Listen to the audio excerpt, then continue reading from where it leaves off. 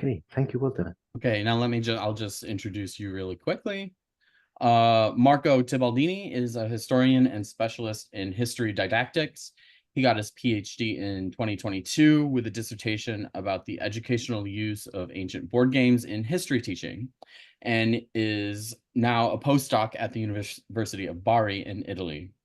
He's also a board member of the Italian Association of History Teachers, Clio 92, and a member of the pool of experts of the Observatory on History Teaching in Europe of the Council of Europe. Marco has studied ancient gaming traditions, mostly Greco-Roman ones, since 2010, and has been regularly attending the Board Game Studies Colloquium since 2015. And yeah, so I'm excited to hear what you have to say, Marco, and I'm going to hand it over to you. Take it away. Thank you very much, Walter. So I'm very glad to have the opportunity to share with you my research is about lexicography, which is, in my opinion, one of the most complex topics for those who want to study the legacy and the history of Greek and Roman games.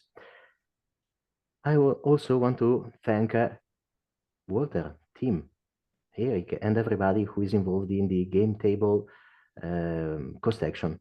I think it's a very, very interesting and valuable opportunity that we have to share our knowledge and also to get inspiration from each other. Okay, how do we know about ancient Greek and Roman games? This is a very resumed timeline of what we know thanks to, for example, archaeology, and when we start to have some signs of gaming activity in the Aegean. I know that there are some other items whose nature is debatable, which dates to the Mycenaean Greece, but something that we know that was for sure a game are the knuckle bones found in Pylos in Messenia, and this is the very first sign of gaming activity in ancient Greece. And then we have the epic, poetry, iconography, theater, drama, philosophical treatises, biographies or everyday life anecdotes, private letters, and details also about the rules of the games. For example, they report us about the game of the sacred line now has the power, having moved the stone from the sacred. This is a quotation of Alcius. And also, it was probably referred to the very same game. Move the stone, and from the line she moves the piece, because to love's desire often appears beautiful what beautiful is not. And also again, probably another name for the very same game, which is 5 line, counters 5 lines and rows of dice. And some proverbs. This is a Greek proverb. 3, 6, or 3 dice. For that my master's dice drop right. I'll reckon, since 3, 6 has it thrown to me. This is signal. And this was Aeschylus, so a very, very famous Athenian tragedy. We know that there was a game called Polis, which is mentioned in a comedy of Cratinus. Polis and the dog and city game they play. So it was a very cryptic quotation of Cratinus, which will result as crucial for us. Diagrammismos. It's also another game which is mentioned in Greek literature. He's drunk, he played the diagrammismos and throw dice. And also Chios and Kos. This is mentioned in a very famous comedy of Aristophanes. He is thrown clear of the trouble, not from Chios, but from Kos. And also Knucklebones. This is taken from the Iliad. On the day when I slew Amphidamus' son in my folly, though I will it not, in wrath over the astragals. And also Peteia or Peseia. This is taken from the Odyssey. They were taking their place or at rogues in front of the doors. The last 2 mentions are also very relevant for us as board game study scholars. Okay, about all those mentions, we have to ask ourselves, okay, were they accidental quotations or intentional mentions of gaming activities? How much were they understandable outside their context or period of origin? And when did they start to look obsolete and needed to be paraphrased? This happened very, very early. And this led to the mention or the explanation of those cryptical sentences or passages in Greek scholia. The scholia are the comments written about very famous works, mostly about Homer, but also on the philosophical treatise of Plato. There are also the scholia on the poetry of Theocritus, the one who mentioned the moving of the piece from the sacred line. And since some of the games led to the creation or to the started the tradition of a new proverb, some of them has been also analyzed by the paramyographers, who are those scholars who collected proverbs. And finally, the lexica. Lexicon literally means a book of words, and they were treatises on all the literary expressions. Generally, they were structured collections, sometimes in alphabetical order, and they are called lexica, they've been called lexica starting from the 9th century BC. Sometimes they are also called glossaries, and on the right side of the screen, you see an example of a Greek lexicon, just to have the idea of how it could look. Okay. Lexicography is crucial for us because most of what we know about ancient Greek and Roman games comes from lexicography. Many of the obscure literary passages that I mentioned before, they have been mentioned, we know them because they have been mentioned by some lexicographers.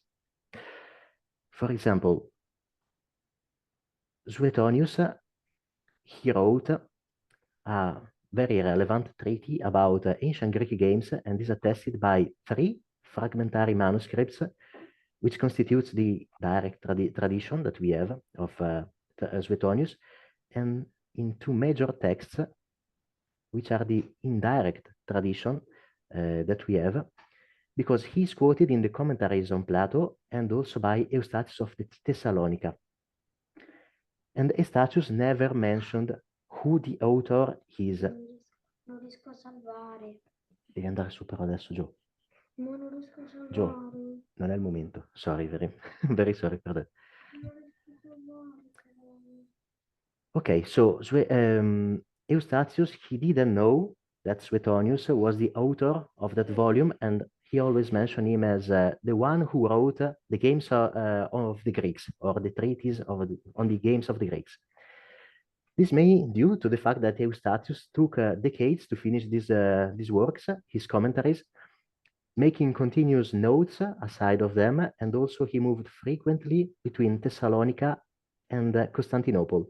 And in 1185, Thessalonica was plundered by the Normans, and probably when he wrote his commentaries, he didn't have at hand those volumes, the original copy of those volumes, and he might have relied on his personal notes that probably didn't report the author. Also, we know that Suetonius was the author of that treaty because the Suda, which is a Byzantine lexicon, mentioned it. And also, we know that Julius Pollux wrote a very interesting and very long, it's not a whole treaty about the games, but he wrote the Onomasticon, which is a collection of expression and explanation of several Greek expressions. And in 2 of his 10 books, he mentioned board games. His works has been read by Aretas of Caesarea. Portalo su, Gioele, per piacere, non qua, sorry.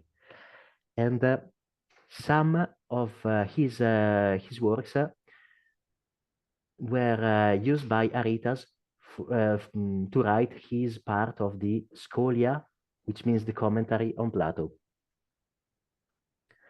And then we know that some of other lexica has been used by Hesychius, who is a man who is the man who wrote the biggest lexicon of the whole antiquity, with more than 50,000 entries. We know that he drew from at least the works of 3 other authors, and some of his works also penetrated in the work of Photius.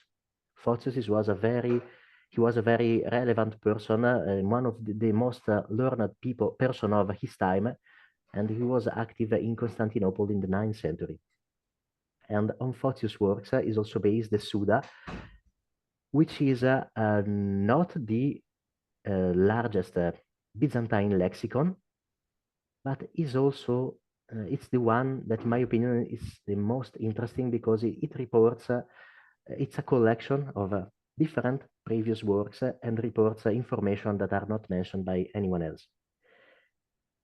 The biggest lexicon is the Etymologicum Magnum, which take several entries from the lexicon of Orion of Thebes. He was an Egyptian, a Greek who lives in Egypt, and also from Diogenianus. Diogenianus will be very relevant in our story because he provided a lot of entries also for Hesychius.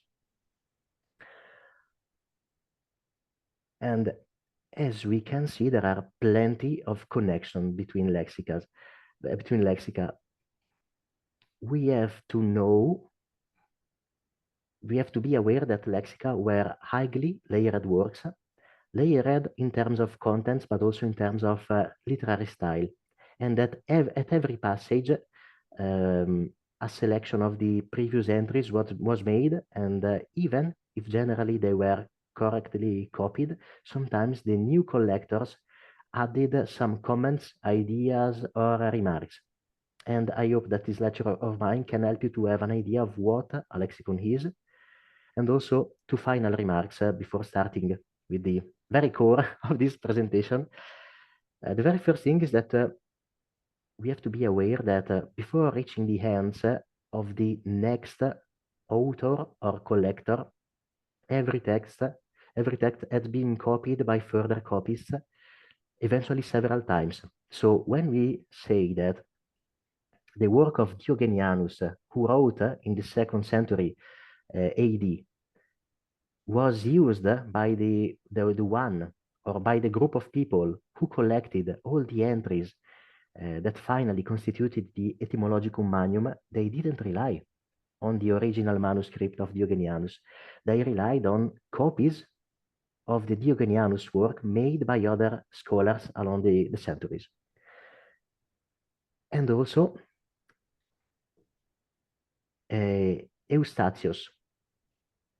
Eustathius is the very last hero of our story, while Homer is the very first. Because if we know so much about ancient Greek games, it's thanks to Eustathius, because he was in search of an explanation for the two mention of gaming activities in the Iliad and in the Odyssey. So fortunately, Homer has been very critical. Eustathius needed to give an explanation to those two passages, and fortunately, he saved the manuscript of Suetonius, which is available mostly thanks to his work. The other hero is Aretas of Caesarea, of Caesarea, and Julius Pollux was his main source. This is crucial because in a series of transmission between a lexicographer and another, it's very important for us to go back as much as possible in terms of time, in terms of centuries, so to avoid interpolations and also modification of the original works, of the original texts.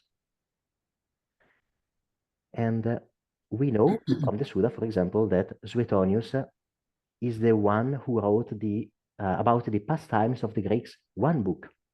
On the festival and contest of the Romans, 2 books, and on the Roman year, which means the Roman calendar, one book, and also on critical science, another book. It's very relevant because otherwise we would have never known that Suetonius was the author of this volume, while Julius Pollux is mentioned several times in the Aretas works. Suetonius and Julius Pollux are the most relevant lexicographers because this very simple chart, these very simple graphics show how much we know about ancient Greeks war games thanks to Suetonius and thanks to Pollux in rapport to all the others. And about Suetonius, his text, his volume has been reconstructed by Jean Taillardat in the 60s and published in 1969. Is not available in translation, but we are going to work on it. We are working on it, so maybe during the next Board Game Studies colloquium, we will be able to show some interesting news about that. The reconstruction of Taillardat starts like that. Starts like this. Death of Dice is the oldest game. Palamedes invented dice encounters at Troy as a relief against hunger that tormented the army. This invention of Palamedes is reported by Sophocles. At Troy is shown a stone, as attested by Polemon, on which the Achaeans played with counters, while in Argo there is the so-called board of Palamedes. Plato attributed the invention of the game of counters to the Egyptians, writing in the Phaedrus. However, the scholiast of Plato thought that he wasn't pointing at the Greek game of counters, but at the Pseuterion, which is the astronomical board. In fact, the Egyptians spent their time in making a square or a grid, like in the game of counters, with which they calculate the movements of the sun, of the moon, and the eclipses.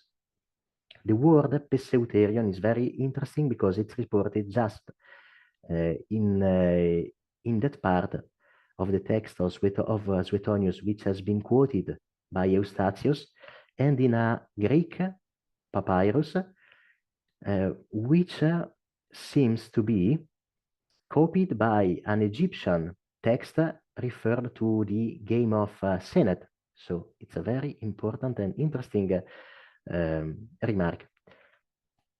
Suetonius wrote, "The ancients played with 3 dice, while today we play with 2. From this comes the proverb on those who never gamble for a score in the middle, which means 3-6 or 3 dice. This is what Plato points in his Laws, 3-6 or 3 dice, which means 1. They indeed called cubos, which means die, both the one that is thrown and the score 1 marked on it. This explains the passage, objects of many studies, of which Aristophanes made a parody. Achilles threw 2 dice and then 4. In fact, it means 2, 1, and a 4. This passage was presented by Euripides in the Telephus, where he introduced some heroes playing dice, but knowing that they were targeted of mockeries for this, like for something to be ashamed, and considering also the parody of a comic, which means Aristophanes, for modesty, he erased the whole passage. So this is the way in which the lexicon of Suetonius was made. It was a very discursive lexicon. He also mentioned the game of Polis. Polis is also a kind of game in which many counters are divided into groups and are placed on a grid of squares, which are ironically called cities, while the counters that chase each other are called dogs. And it seems that from gramma comes the verb grammisein, which means playing the lines, from which a childish games the diagrammismos. This consisted, being a game of counters, of 60 counters placed on a board, 60 between black and white. A quotation of this game is in Philemon. Sorry. He's drunk, he plays at the diagrammismos and throw dice. Okay. This was the style of Suetonius. What about Julius Pollux, which is the other major lexicographer that we have? Game of dice, gambling houses, gamblers, Peteia and Peseia, like Sophocles, Schirafia and Schirafeutes, is used by Amphis in his comedy on dice players. Telia, Chimoi, Phimoi, Ketis, Ketidion, Koskinon, Abakion, dice, shaken dice, Pettoi, from which play with Pettoi, and Pettoi players in Plato. As you can see, it's very resumed, and if we don't know what a Schirafia or what a Phimoi is, it can be very problematic for us to read this passage of Julius Pollux. But fortunately, some other passages are much more discursive. Among board games, there are also the game of Pleistobolinda and the Artiazen, which means pair and odd, and Diagrammizein, playing the 2 lines, and Diagrammismos, 2 lines, El Chalkizein, coppering, and Chalkismos, with copper spinning, which means spinning a copper coin probably on a finger, and Imantelismos, and Naumachia, and the sacred line is traced, from which the proverb, I move from the sacred came. This is quite interesting, because Ulrich translated this passage as and Naumachia and the old game of the sacred line. And another scholar, Max Nelson, he says that no, the right translation is Naumachia on which the sacred line is traced. And in fact, everything relies on the different possible readings of the term eni or ene. Ulrich translated as old, but in fact, what we have in the text is this version, the spirits and accents are in a different place. So literally, the translation should be, there must be in it.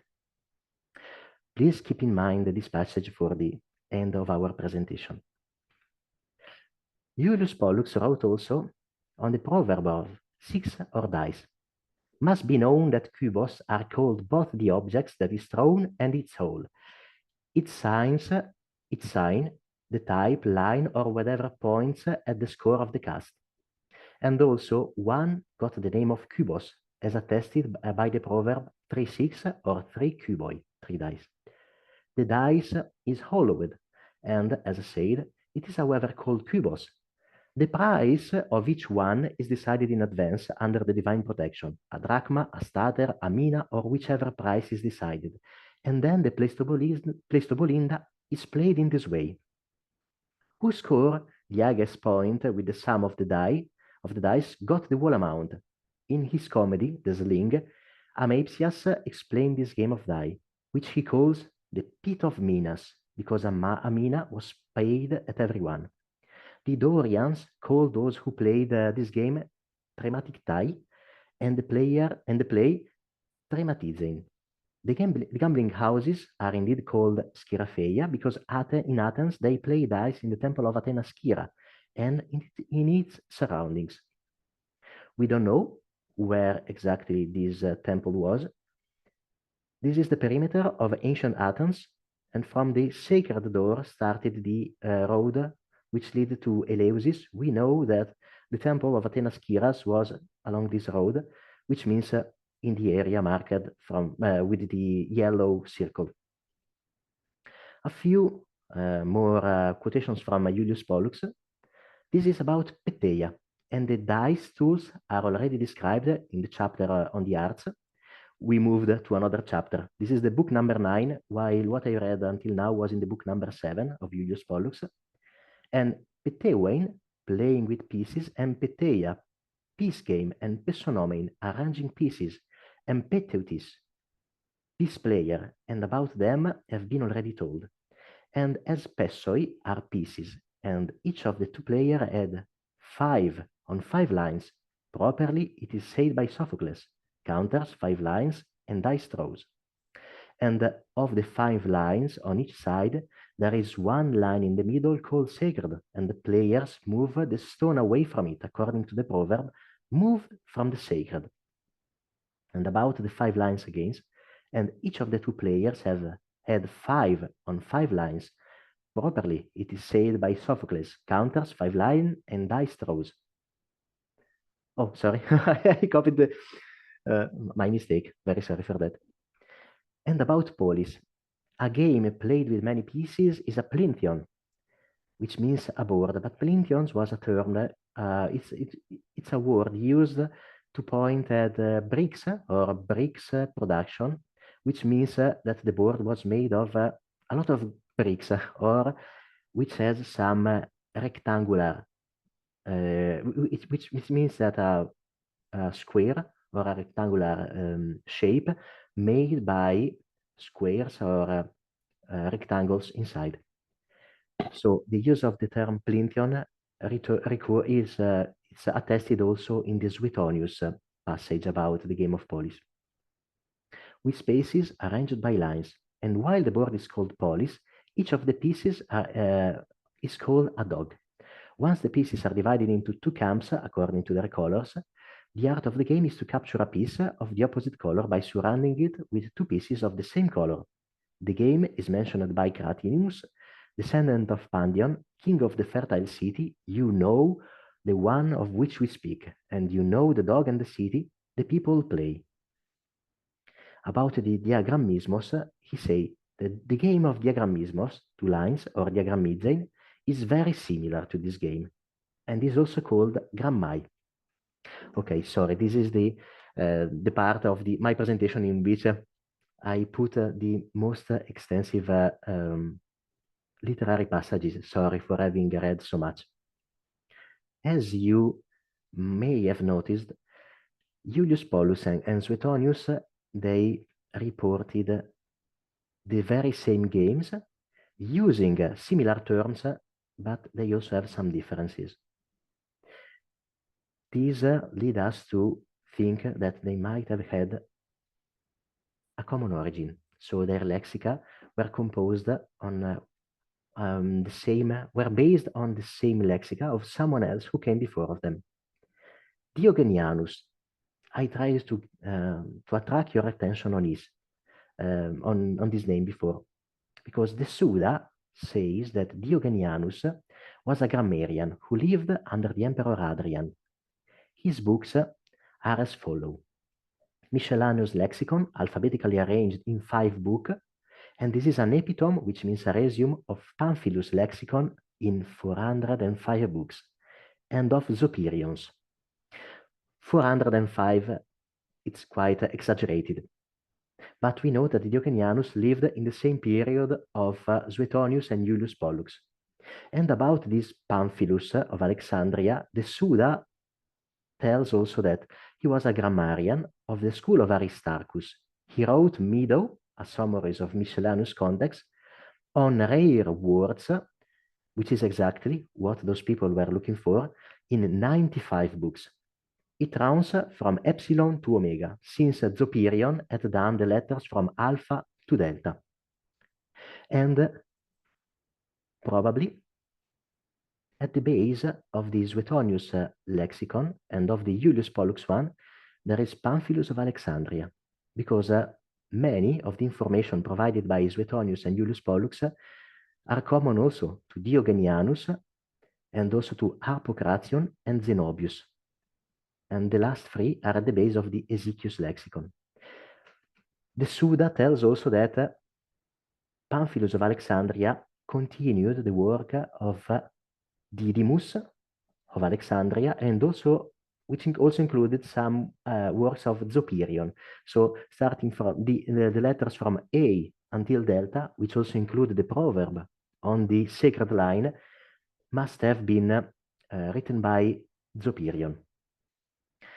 This is also interesting. In the light yellow, I marked all the lexicographers who were active in Alexandria of Egypt. So we have a very interesting stratification of lexica in the same area, in the same region, probably because thanks to the Library of Alexandria, they were able to search in previous lexica. And this is how lexica were composed. They continued to copy or to resume or to extract expression from previous lexica. We don't know if Aristarchus of Samothrace did something about it. It's just an hypothesis, but most probably Zopyrion, Didymus, and Pamphilus are at the base of what we know, what Suetonius and Julius Pollius wrote. So it means that the game of polis, or moving from the sacred line, or the use of the term dogs, were already obscure in the first century BC, or shortly before, or shortly after, when those lexica were written. So when we say that the game of poly was a Greek game, yes, it's true. Probably in classical Greece, in classical Athens. But eventually, at this time, this name was already in disuse. The last one who used the word polis to point at a board game is Plato. About the expression from the sacred, this must have become a very learned expression because it is used also by Photios in the 9th century AD. But apart from him, we have a very high number of quotation always in the classical period, again in the classical period. So probably this expression also went out of use within the time of Didymus. And also they use the tradition of calling the game encounters as dogs. It must have become obscure if they needed to give an explanation of this. So the period in which the lexicon is composed can help us to understand when a certain term went in disuse. So now we can compare the entries about the game of the polis. In the 2nd century BC, Zenobius, and in this page you can also start to remark the difference in terms of style between the lexica of Suetonius and Julius Pollux, which were discursive, and the following lexica, which are much more resumed and very concise, very short. So what Zenobius wrote is simply, play the cities, with a plural form. Cartinius mentioned it in his Female Runaways, and the city, in this case is singular, is a kind of game with counters. It seems that this name was modified by those who played with pebbles, or pessoi, because now are called cases, and once cities. Again, in the 2nd century BC, Pausanias, he wrote a lexicon about the Atticans words, so the words used just in the region of Athens, and say, play the cities, today are called cases, in the game of the 60 pebbles. In the 5th century, Hesychius, the one who wrote the biggest and largest lexicon, wrote, play the cities, in plural, is a proverb. Also, its metaphorical use comes from those who play at the counters, which are now called cases, but once were called cities, in this case is again plural. And then city, in this case is singular, is a game and a proverb. They play the cities, again a plural form. So as you can see, sometimes lexicographers, they copied from previous works without paying so much care about the internal coherence of what they were reporting. In the 9th century, Photios wrote, play the cities, today are called cases in the game of 60 counters. Is a very final resume of what has been already presented by all the others. Pleistobolinda. In the 5th century, Hesychius wrote, Pleistobolinda, play at knucklebones. In the 9th centuries, Photios wrote, Pleistobolein, playing. Pleistobolein, the Atticans say the same of us. And doesn't explain what the game was. In the 10th century, the Suda, the collector who wrote the Sudas, wrote Pleistobolein. The Atticans say the same of us, again. And they didn't provide an explanation. Gambling houses, Schirafia, in the Narcos speech against Proxenos, Schirafia were said the gambling houses, because dice players consumed their time in Skyros, as said in Theopompos in this 50th book. And then we have a series of literary stratifications that started in the 2nd century and goes until the 10th century AD. And every time there is something which is repeated and something which is also changed. And also about the definition of players, what a schiraphia was, and also the scairates, the men who spent their time in the schiraphia were also roadmen, dice players. And Eustatius reporting a part of the text of Suetonius provide us another name, another vulgar name that they used to point at the dice players. About the game of the sacred line, in the 2nd century we read, from the sacred, it comes from those who play with counters, because in the game of counters there is a circle called sacred from which they move last. This is written in Diocletianus.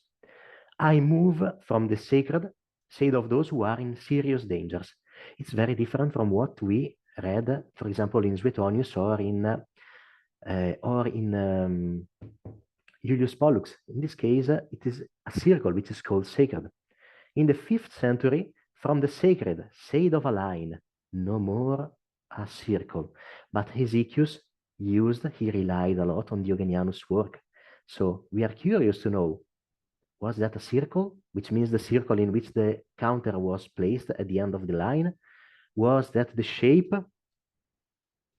given to the game when it wasn't made of lines and made, for example, of depression made on the ground?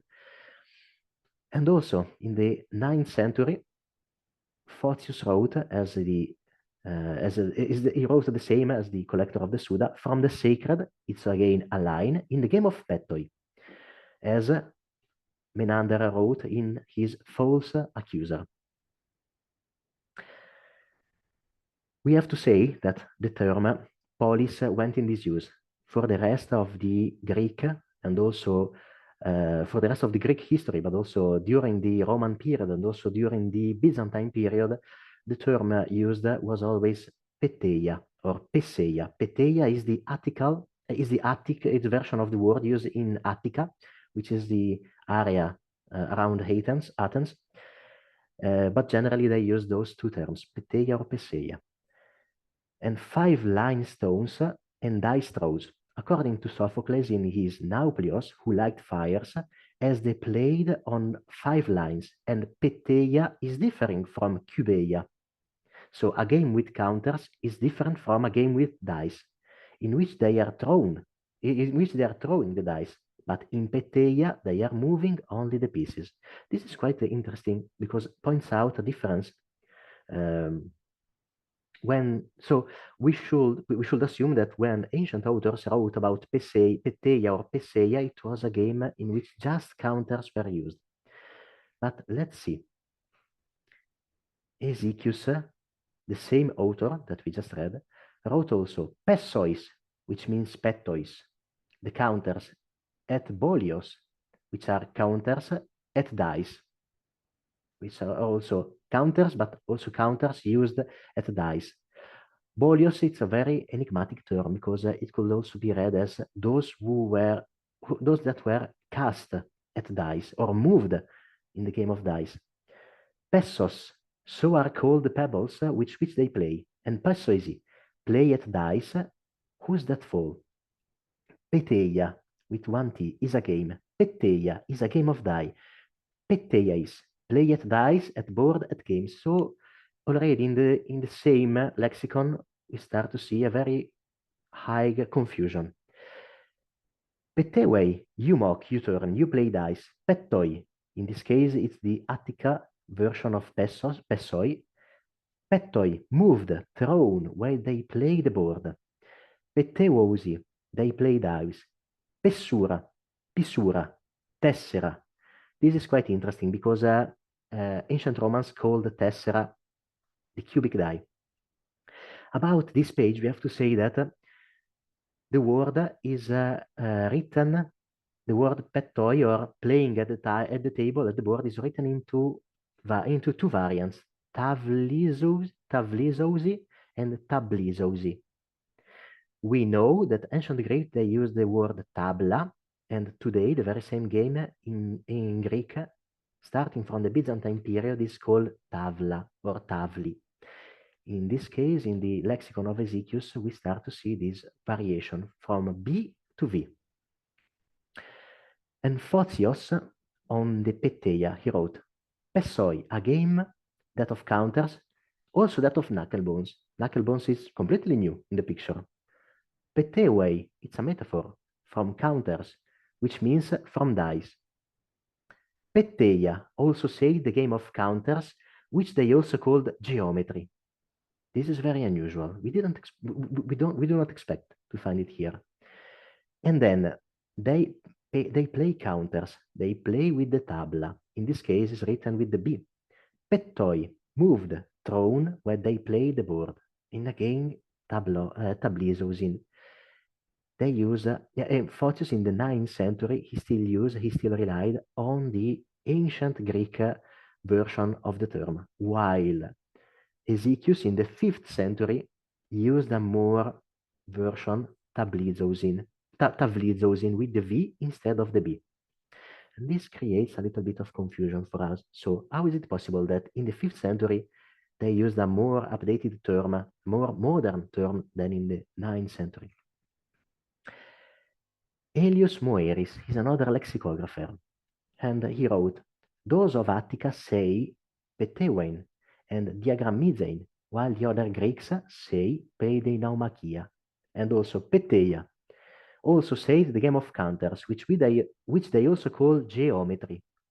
Oh, okay. So we may assume that in the 2nd century AD, this game was already called geometry, and maybe Photios take this information from Aelius Moeris. So, the game of geometry. This is a very complex aspect, and this is the very core of my lecture, which is about to finish. So, I don't want to inflict my presence on you, so not that much this evening. Okay, the lexicon of Aelius Moeris has been transmitted to us with several manuscripts, which has been finally edited in 1830 by Koch, who also corrected some mistypes. Maybe the right form, the original text reported grammateian, which means to play on the lines, which makes much more sense, or geometrian. Was that probably taken from Photios, because the volume of Aelius Moeris has been edited after Photius, after the edition of Photius has been published? Well, Photius knew about the work of Aelius Moeris because he mentioned him in another one of his major works.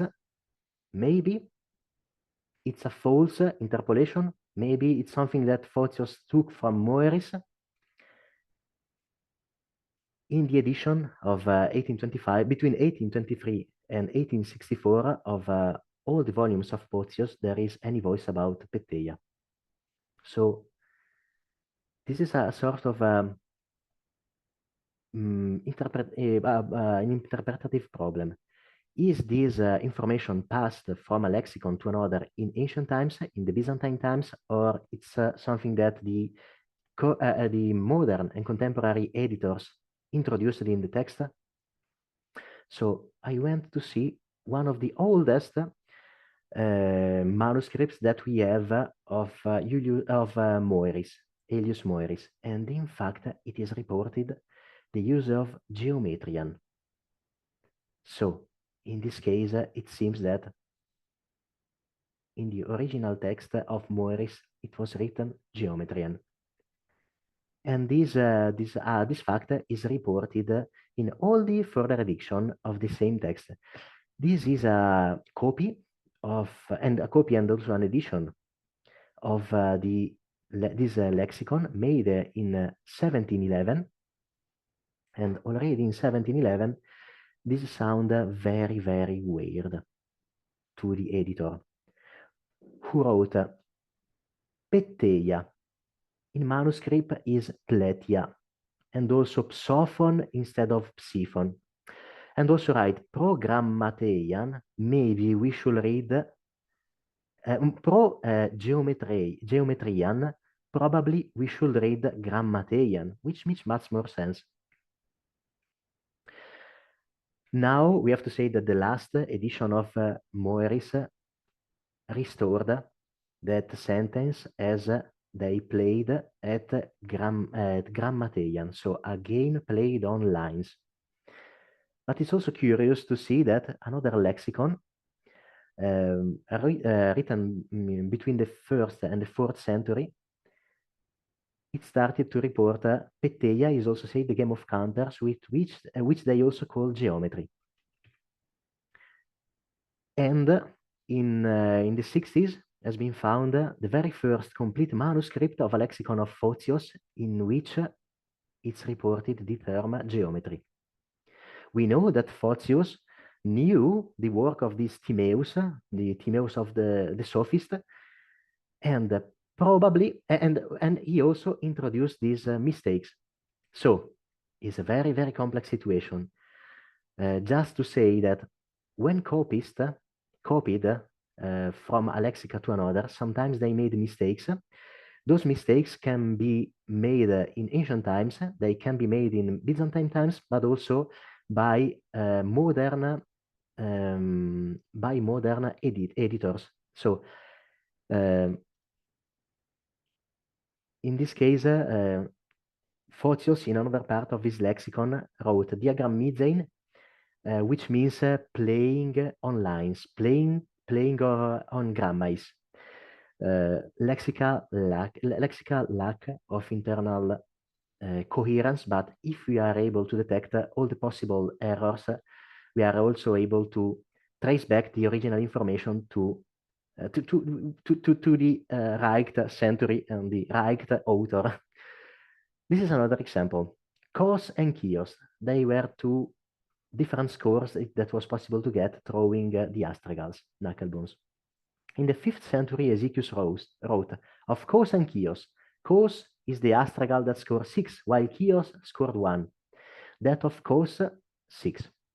In the 10th century, Photius wrote just Cos is a throw of 6, and in the 10th century, in the Suda, it is written Cos against Chios, because Chios means inside and Cos outside.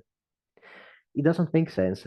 Even we can explain this variation just if we take into consideration the fact that 1 in Greek was written N, and probably some copyist thought that N was incorrect and completed the word as endon, which means inside, and 6 was written X, and the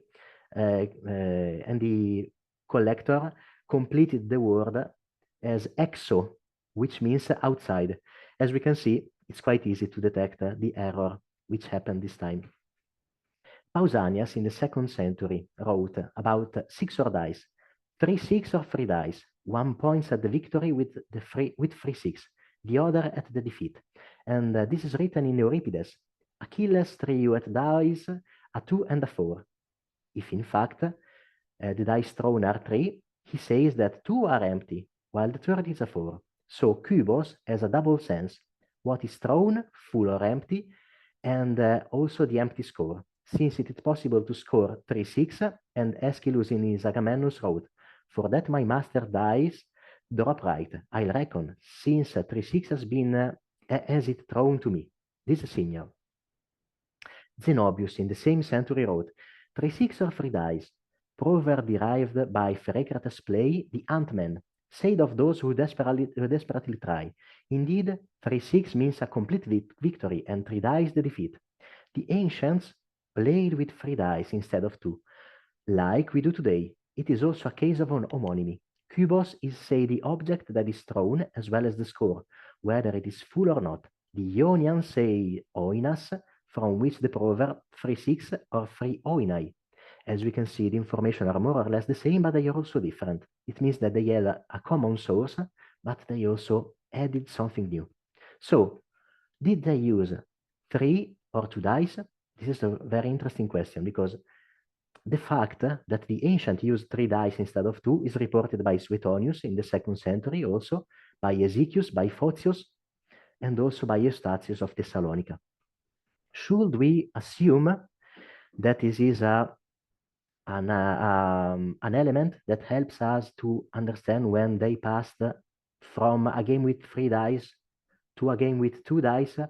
Should we assume that in those centuries they were already evolving the ancient game of duodecim scripta or alea or tabula, the same that the ancient Greeks called abakion or amakion, tabla or kuboi, that it was already evolving toward the medieval game of alea or tabula or tabla, tavla, tavli, zari, which the Italians called in the Middle Age alla zara? The situation is quite complex. I skip the next passage, which is also about the very same game. We have to know that between the 9th and 10th century, there has been a linguistic reorganization of Greek language, made in Byzantine times, but this also affected the transcription of ancient texts. So, this is, for example, the lexicon of a page, an image of the lexicon of Hesychius, which is the biggest one ever collected in ancient times. And on the right side of the page, we have our modern transcription. As we see, it's very similar to the vocabularies, to the dictionaries that we have today. But we have to know that the lexicon of Hesychius reached us with a single manuscript dating to the 15th century. There is an error in my picture, sorry. It's not the 14th, but the 15th century. So after the reorganization of the Greek language.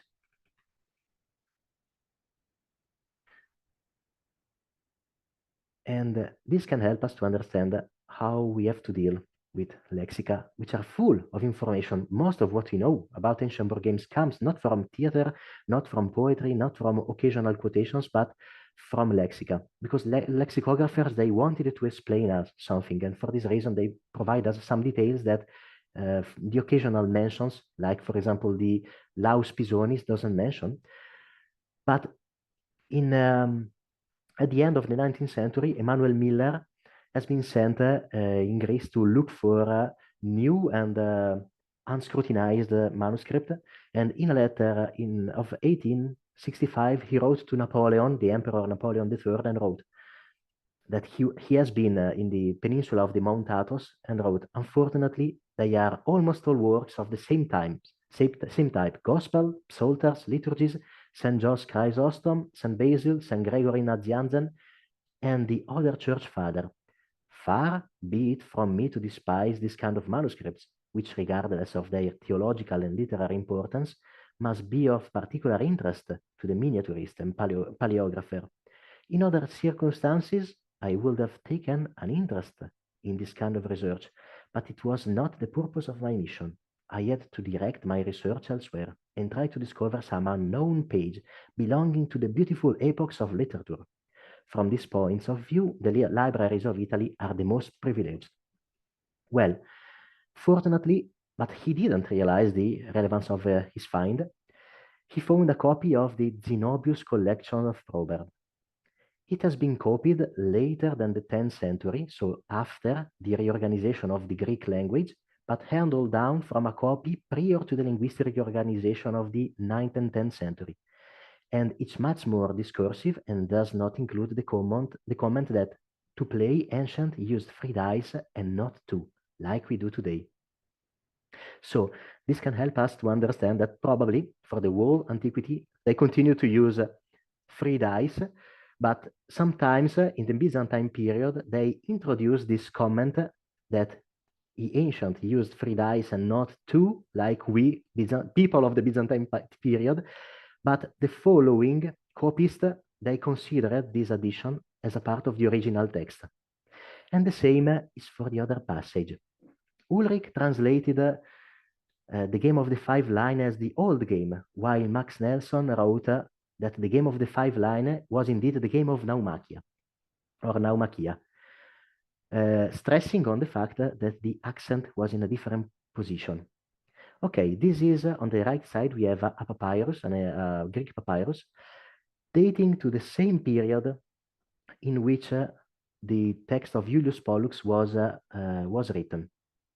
As we can see, there are no spirits and no accent. So we have to know that Julius Pollux, we don't have the original text of him. We have 4 manuscripts, which were indeed the resumes made by Aretas of Caesarea, of Kayseri, written in the 9th century, when he already used the accent. So what we can say is that Aretas talked that the game of Naumachia had a sacred line in the middle, but we absolutely we don't have the possibility to know exactly what Julius Pollux meant. So to end, we have to say that every text tells us a story, but the composition of each text is a different story, and also the transmission of a text is a further different story.